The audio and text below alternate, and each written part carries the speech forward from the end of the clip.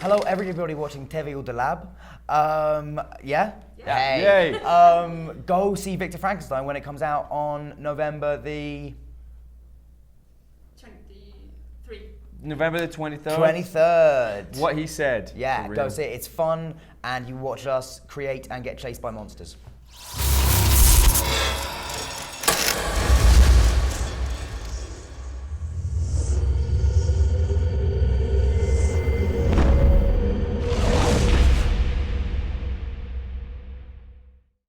Could you tell me, please, the best of this film for you?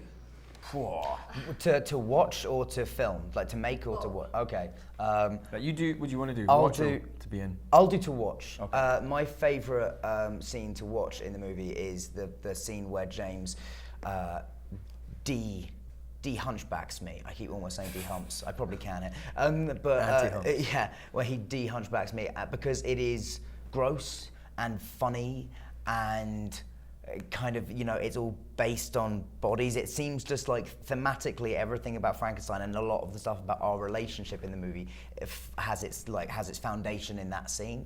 And it's my favourite scene in the film. And to make lots of things. Getting to work with Daniel was great. Getting to work with Paul, our director, was fantastic.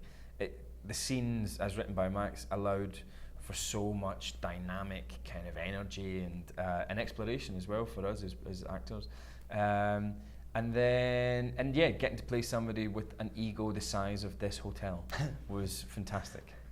The twist that Paul gave to the film and, well, the history, or the original history, it's something very attractive. So it's something that made you decide to do this project? Yeah, well, it allowed me, or the character Frankenstein, I think more freedom, because he didn't have to be a protagonist. So for me, the fact that it came from Igor's point of view freed up Victor to be like unpleasant, actually, which was nice. I mean, I remember we talked about that in rehearsals because there was a moment when I feel like sort of Fox and people were slightly concerned about Victor as he was in the script. They were like, do we need to make him nicer? And you were just like, you don't need to, because you know you can make him edgy and scary and uncomfortable with the audience because you've got this like sweet sort of Igor character there for them to see him through. And yeah, I mean, I liked it because it seemed to do a lot of things. It was very entertaining, it was very funny, and it also sort of had this great pace to it and a sense of adventure. And it retained a lot from the original novel of the kind of the arguments about science and religion and technology and our relationship to those things. So it seemed to be a very clever film that also mostly was just entertaining.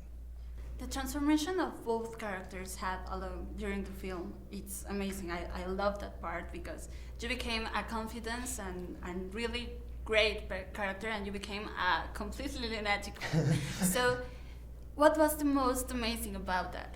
To take it to an extreme, on what is a big commercial film, sometimes people want you to kind of round the edges off and make things a little less jagged. But I felt like this film, we were allowed to be jagged, and it was allowed to be, you were allowed to take things to its real sort of dramatic and proper conclusion. Nobody pulled their punches, you know, and that was awesome. Yeah, and for me, you know, getting to sort of create this character of Igor, find out what that physicality was at the beginning and find out sort of what shape he was, and then, you know, stand him upright and, as you say, give him confidence and find like how somebody that has lived that life would then transition into this new world. Yeah, that was really, you know, that was a great, fun kind of acting challenge.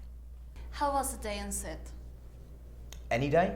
Yeah, any day. Or your favorite day, whatever you want to. I mean, we're pretty focused. You know, we got on with it. We got a lot done. It always felt like there was like a lot to do. So it was quite like, because you know, we're making, it's a big movie that we're making, and one of the things that allows a movie to feel big is having lots of different angles on a scene, so you can, you know, just that gives you a sense of the sort of scale of things. So yeah, I feel like we were like constantly up against it, but constantly kind of making it, which was always a kind of fun balancing act. It was quite a high energy environment, eh? Yeah. It was in terms of performance, but also in terms of, like you were saying, just in terms of how the company were moving and how we were all sort of trying to get a lot done. But that fed into the energy that I think you see on screen, eh? Yeah, definitely. What did you feel when you saw your creation, your monster? Slightly disturbed, actually. I didn't like looking at the monster a lot. It's quite hard to, I don't know, I quite often feel like that around creature effects and Yeah. things. I've got my mate Nick, who plays the Beast in X-Men. I love Nick and we got on really, really well, but when he's done up as the Beast, I'm always like, yeah man, good. And I find it quite hard to look him in the eye. It's quite weird. I find it hard just because I'm always like, you know, having both done prosthetics, you can't help but feel immense sympathy for anybody that's covered in them. So when I look at the monster, unlike me, who's just running away, who's just like, oh, you're disgusting. But no, I do. I was just I found it hard to look at him for sort of slightly different reasons, I suppose, but basically the same. Just because you felt so sorry for him every time, because we were like, you know, that I feel like that was also a reason that we could not complain during that 3-week period, because we were filming this scene in the castle for 3 weeks and it was raining and cold and we were like freezing and both kind of like, oh man, you know, really wanting to you know, probably whine and moan. And then you'd look across and there's this 6'10" French guy wearing only prosthetics and like a little cloth. Just naked, basically, in this cold and in this rain, and so yeah, that I think made us be like, okay, we can't say too much. Could you tell me something you haven't told anyone about this film? God, Something we've been doing great. press for like a few weeks now, so it's hard. No, something that happened. No, I don't know. It must be something, but I don't know. Because it's not in the film, really, it's sort of cut around it. I can talk about the coolest thing I got to do on this film, one of them, which was I got to jump off a chair, onto a table, jump onto a chain, swing on the chain, kick the wall, come back and kick the monster in the chest. And you did it for real? Yeah, and I did it, but it's sort of, it must not have looked very good. It must not have looked as good in real life as it did in my head, because it's not in the movie, but I did do it and it felt really cool. That's it. That's the one thing we haven't told anyone. That's the one thing we haven't talked about. I want you to find the man suspected of creating undead monsters. Frankenstein. Frankenstein. Frankenstein.